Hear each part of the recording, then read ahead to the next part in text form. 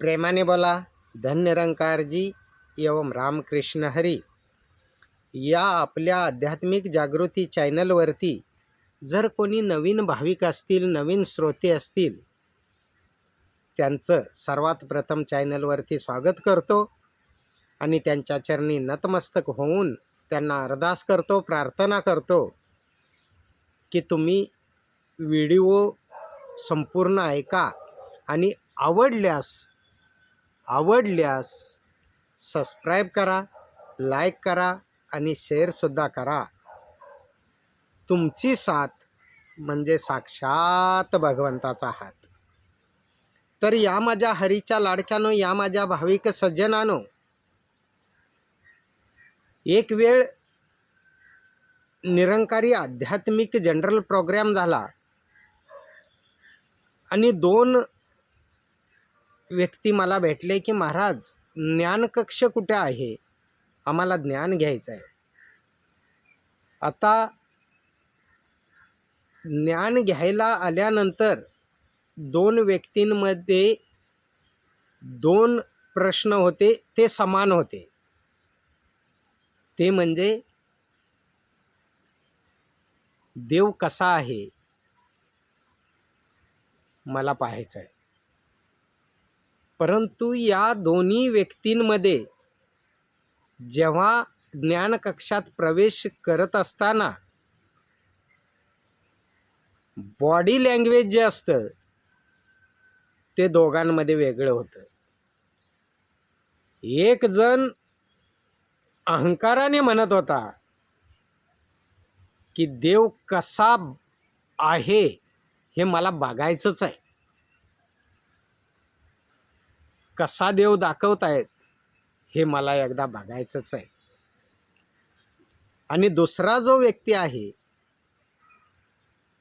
तो अतिशय नम्रपणाने म्हटला की देव कसा आहे मला पाहायचं आहे, बघायचं आहे त्या देवाला, मला तहान आहे, मला भूक आहे, असं बॉडी लँग्वेज दुसऱ्या व्यक्तीचं होतं. आतमध्ये प्रवेश केला. ज्ञानकक्षामध्ये गेल्यानंतर दोघांनीही ज्ञान घेतलं आणि बाहेर आल्यानंतर त्या दोघांना विचारलं की समजलं ज्ञान? तेव्हा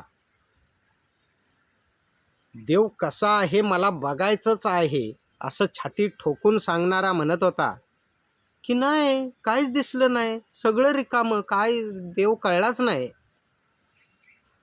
आणि दुसऱ्याला विचारलं, जो नम्रतेनं गेला होता, त्याला विचारलं की देव पाहायचा आहे, जी इच्छा घेऊन गेला होता, तो म्हणतो की तंतोतंत, की ज्याला शस्त्र कापू शकत नाही, अग्नी जाळू शकत नाही, पाणी भिजवू शकत नाही, जो भगवद्गीतेत भगवान श्रीकृष्णांनी आत्मरूपाचं जे वर्णन केलंय तसाच्या तसा पाहायला मिळाला हो. आज मला खरं तर स्वतःलाच वाटलं माऊलींसारखं की आजी सोनियाचा दिनू वर्ष अमृताचा घनू, हरी पाहिला रे हरी पाहिला, अशा पद्धतीचा परमात्मा मला पाहायला मिळाला, जो शास्त्रात बसतोय त्या पद्धतीचा परमात्मा, की ज्याला शस्त्र काटू शकत नाही, अग्नी जाळू शकत नाही, पाणी भिजवू शकत नाही, हवा सुकवू शकत नाही, असं आत्मरूप मला खरं तर पाहायला मिळालं.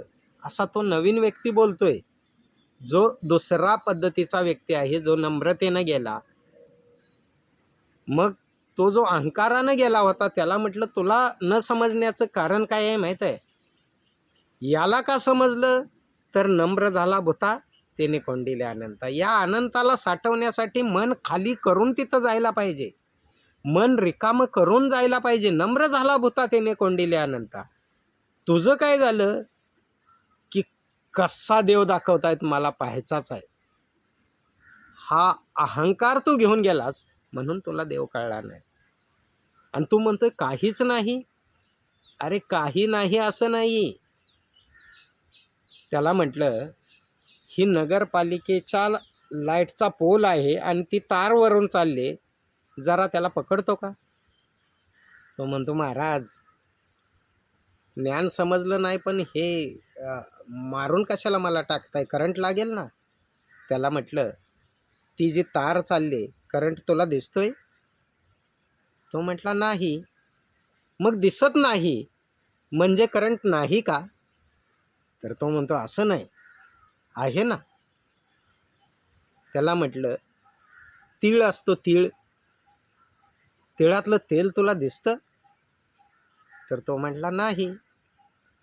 मग तिळातलं तेल दिसत नाही म्हणजे तेल नाही का?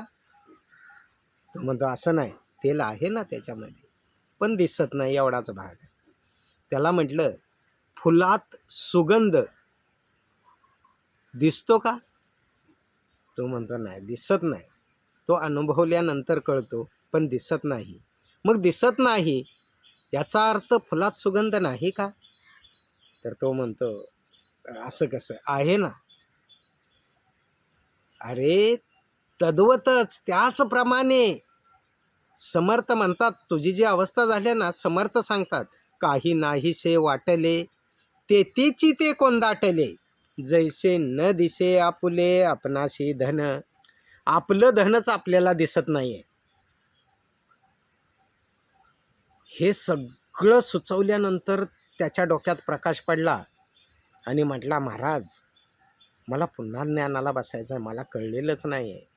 आणि तुम्ही सांगताय ते पण तितकंच खरं आहे की आहे पण दिसत नाही आहे. वायरेत करंट आहे पण दिसत नाही आहे, फुलात सुगंध आहे पण दिसत नाही आहे, तिळात तेल आहे पण दिसत नाही आहे. आत्ता माझे डोळे उघडले, मी खरंच अहंकारानं आतमध्ये गेलो होतो. पुन्हा दुसरी बॅच जेव्हा ज्ञानाला बसली ना, तेव्हा तो नम्रपणानं गेला आणि बाहेर येऊन म्हणतो की खरंच महाराज गदगद झालो.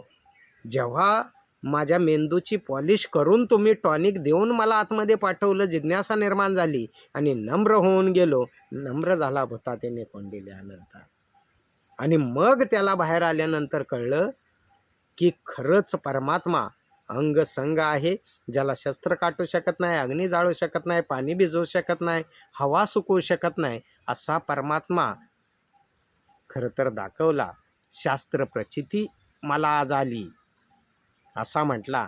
आणि मग त्या दोघांनाही तो ज्ञानाचा बोध, ज्ञानाचा इशारा, ज्ञानाचं वर्म समजलं. बऱ्याच लोकांना असं वाटतं की पहिल्यांदा ज्ञान घ्यायला गेल्यानंतर अरे रिकामेच 2 हात हलवले आणि काय कळलं नाही. अरे कळत का नाही आहे? तर तेवढी जिज्ञासा, तहान, भूक आणि प्रश्न निर्माण करून व्याप्त असणारा परमात्मा प्राप्त करण्याची जिज्ञासा, तहान, भूक लागली तर तुम्हाला कळणार. तुम्हाला माहीत आहे, तुम्ही बाहेरून कुठून तरी जेवून आला, खाऊन आला आणि घरात जर जेवणाचं नाटक केलं तर करताना घास तर घशातून उतरत नाही, पण तुम्ही काय म्हणता, नाही आज काय भाजी बरोबर नाही झाली. मग घरात बुजुर्ग असणारी आजी काय म्हणते, अरे गप्प बस, तुझ्या पोटात रीग आहे का?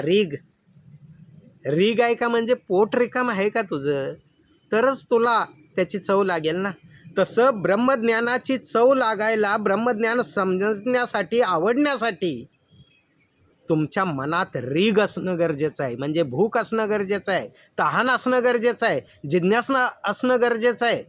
म्हणून कधीतरी प्रश्न निर्माण करा, कधीतरी तहान निर्माण करा, कधीतरी भूक निर्माण करा, कधीतरी प्रश्न निर्माण करा की कणाकणामध्ये सामावलेली अशी परमसत्ता, असा ईश्वर मला जाणायचा आहे, मला पाहायचा आहे. ज्याप्रमाणे 1000 जण जमिनीवर उभे असतात, पण 1000 जणांमध्ये एकालाच कळतं त्या जमिनीमध्ये पाणी कुठे आहे ते. तद्वतच या विश्वामध्ये एक समयाचा सद्गुरू असतो. त्या सद्गुरूलाच कळतं की भगवंत कुठं कसा सामावलेला आहे आणि त्याचा इशारा काय द्यायचा, त्याचा बोध काय आहे, हे कळलं पाहिजे. म्हणून समर्थ सांगतात दासबोधमध्ये, ब्रह्मा विष्णू हर. आता परवाच दत्त जयंती झाली, सर्वांनी वर्णन केलं की त्रिगुणात्मक त्रयमूर्ती म्हणजे ब्रह्मा विष्णू महेश याचं एकच रूप असणारा म्हणजे दत्त अर्थात ब्रह्म. परंतु याचं वर्णन कुणी केलं नाही की त्रिगुणात्मक त्रयमूर्ती दत्त हा जाना, या शब्दाचा कुणी उलगडा केला नाही. तो उलगडा करत असताना समर्थ सांगतात दासबोधमध्ये, ब्रह्मा विष्णू हर त्याशी निर्मिता तोची थोर. या ब्रह्मा विष्णू महेशना निर्माण करणारा कोणतरी थोर आहे. ज्याप्रमाणे कंपनीचा मेन डायरेक्टर वेगळा असतो आणि मॅनेजमेंट करणारे जे मॅनेजर आहेत, जे मॅनेजमेंट करणारे डायरेक्टर आहेत, ते सगळे HR आहेत. हे तिघं वेगळे असतात. तद्वतच ब्रह्मा विष्णू हर त्याशी निर्मिता तोची थोर. तो ओळखावा परमेश्वर नाना यज्ञ करुनी. तो ओळखावा ईश्वर ज्ञाना यज्ञ करुनी. नाना यज्ञ करा, काही करा, पण त्याला ओळखलं पाहिजे. तो देव ठाई पडेना. समर्थ पुढे काय म्हणतात, तसा असणारा परमात्मा ज्याने ब्रह्मा विष्णू महेशना निर्माण केलं, असा निर्गुण निराकार ईश्वर, तो देव ठाई पडेना. तरी यमयातना चुकेना. ब्रह्मांड नायके चोजवेना हे बरे नव्हे. ब्रह्मांड नायकाला चोजवलं नाही म्हणजे समजून घेतला नाही, तर हे तुझ्यासाठी माणसा बरे नव्हे. पुढं अजून समजावून सांगतात, जेने संसारी घातले अवघे ब्रह्मांड निर्माण केले, त्याशी नाही ओळखिले तोची पतित. म्हणून देव ओळखावा जन्म सार्थकची करावा. न कळे तरी अंडरलाईन करा. न कळे तरी सत्संग धरावा म्हणजे कळेल. या शब्दाला अंडरलाईन करा. न कळे तरी सत्संग धरावा म्हणजे कळेल. आणि अशा पद्धतीनं सत्संगमध्ये जाऊन आध्यात्मिक गुरुला शरण जाऊन जो भक्ती करतो ना, तो खरा संत आहे. म्हणून म्हटलंय समर्थांनी पुढच्या त्या ओवीमध्ये की जो जाणेल भगवंत तया नाव बोली जे संत, जो शाश्वत आणि अशाश्वत निवाडा करी. असा संत असतो की जे दिसतंय ते नाशिवंत आहे आणि शाश्वत फक्त परमात्मा आहे. याचा निवाडा करण्याची शक्ती त्याला सद्गुरूनं दिलेली असते. तो खरा संत आहे. पुढे अजून म्हटलं,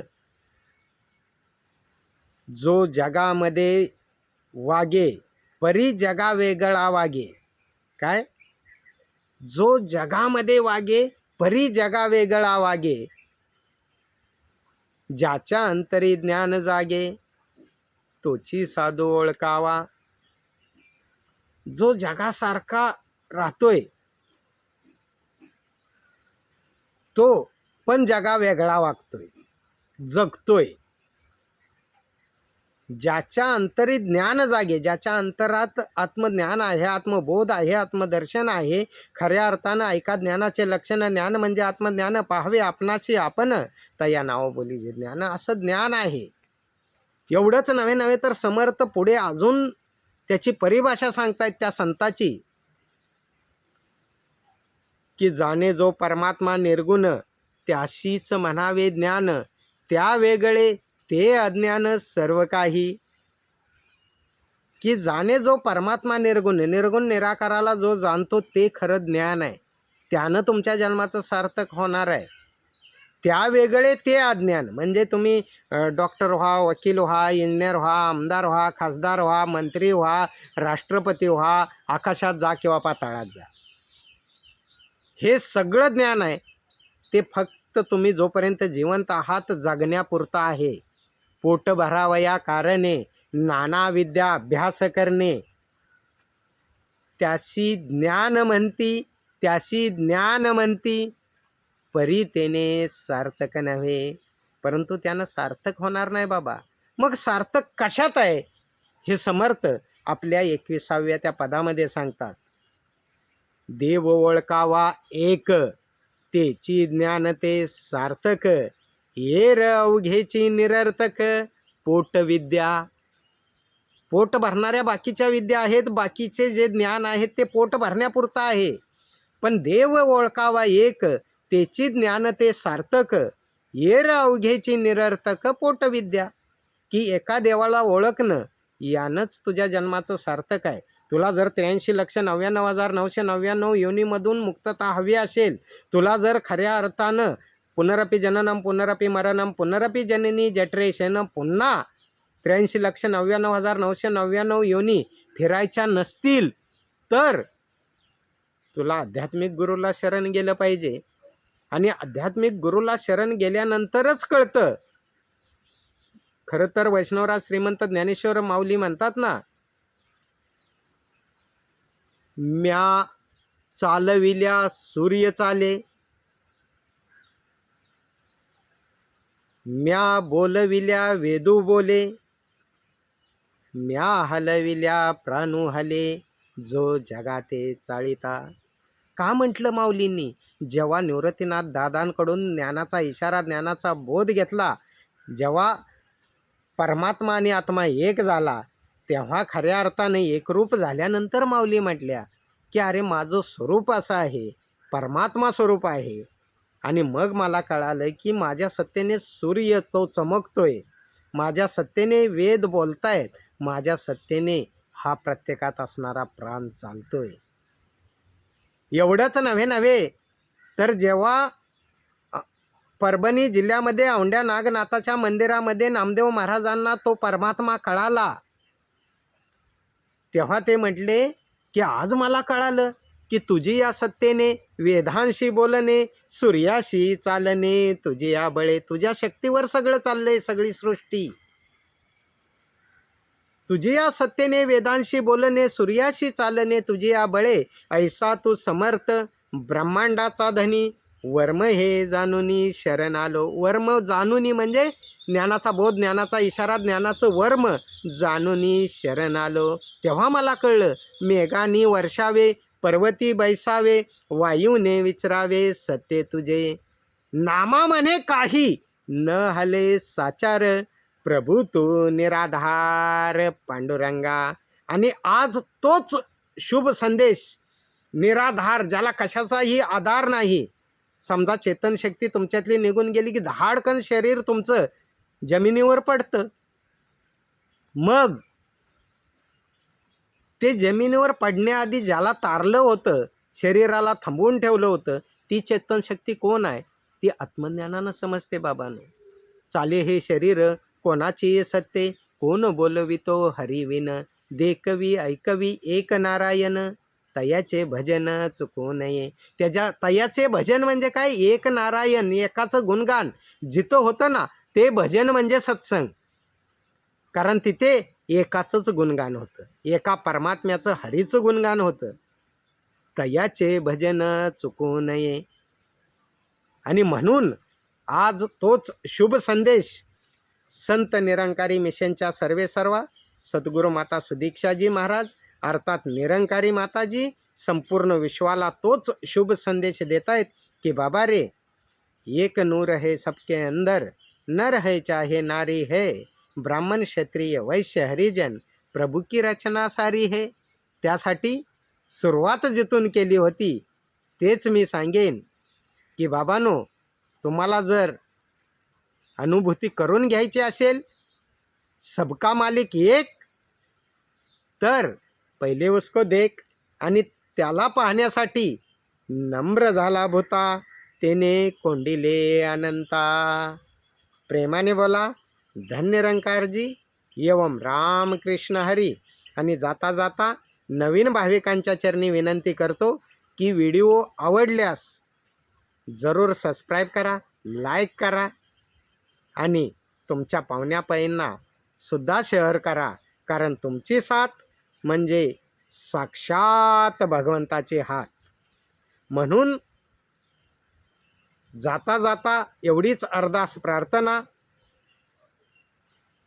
की आज समयाचा सद्गुरू तुम्हाला तारायला आलेला आहे. फक्त आम्ही त्यांच्या चरण्यावरती झुकायला तयार असलं पाहिजे. सद्गुरू तारण्यासाठी समर्थ आहे. तर या माझ्या भाविक सज्जनांनो, या माझ्या हरीच्या लाडक्यानो, आता महाराष्ट्राचा जानेवारीमध्ये समागम होतोय. 24, 25, 26, 27 जानेवारीला सांगली ह्या ठिकाणी तुम्हाला डोळस भक्ती करायची असेल डोळस आणि चांगली, तर गाठायला लागते सांगली. सांगलीला संत समागम होतोय. तुम्हाला डोळस परमार्थ करायचा असेल तर संत समागमे धरावी आवडी, करावी तातडी परमार्थाची. म्हणून या माझ्या हरीच्या लाडक्यानो, या माझ्या भाविक सज्जनानो, येत्या जानेवारीला करावी तातडी परमार्थाची. सगळं काम राहू द्या. काय असतं, बऱ्याच जणांच्या जीवनामध्ये सुवर्ण संधी येते, परंतु बोटावर मोजण्या इतकी लोकच त्या संधीचं सोनं करतात. तुमच्या जीवनामध्ये खऱ्या अर्थानं मी सांगेन सांगलीच्या आसपासच्या जिल्ह्यांना, या महाराष्ट्राला, की बाबांनो, सांगलीला एकदा फिरायला येतो म्हणून या, परंतु एक वेळ तुम्ही निरंकारी संत समागम पहा, तिथलं डिसिप्लिन पहा, तिथली व्यवस्था पहा, आणि पाहायचे असेल निरंकारी माताजींची लीला, तर यायला लागतंय सांगलीला. प्रेमाने बोला. धन्य निरंकारजी. ओम राम कृष्ण हरी.